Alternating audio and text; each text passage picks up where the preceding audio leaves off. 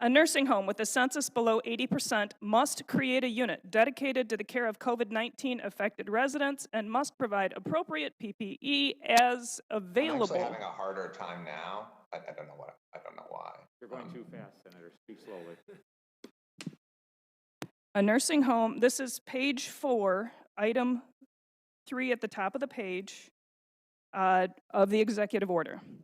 A nursing home with a census below 80% must create a dedicated unit to the care of COVID-19 affected residents and must provide appropriate PPE as available.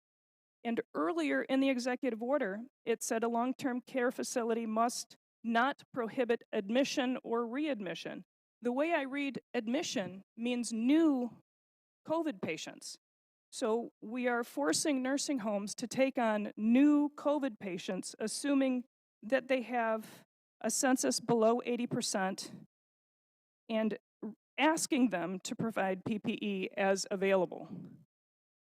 This doesn't seem like the safest scenario for the seniors that are already in the home. Is there, I would challenge that what we should be doing is looking at a safer alternative than putting COVID positive patients in the same building with the most vulnerable among our population. Have we looked at any other alternatives? I mean, have we come across any other alternatives that seem reasonable and instead came to this one? Director, were you able to understand? Yes, Senator, and Okay. I understand the questions and concerns. I will say at the outset, as I said, I think we are working with the data that we have. We are working hard to improve. We are in a better place than we were a month ago, but we are working very hard to improve the quality of the data. I think, unfortunately, we are in a situation where we have to act on the information we have, and we're not able to wait for better data than we're able to get better data than is available. And I do think we've acted on facts and evidence at different times. With respect to the point about why are you requiring returns of COVID positive patients to existing facilities, I think the thrust of our efforts, and I'll let Director Massey speak to this as well, but I think that the thrust of our efforts has been to identify as much as possible facilities where COVID positive patients can be treated with dignity and get the care that they need in a way that is safe for them, safe for their caregivers, and safe for other individuals. And the EO emerged from the need and the desire to do that.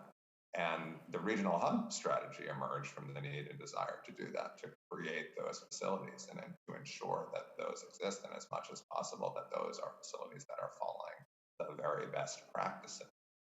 I think that the separate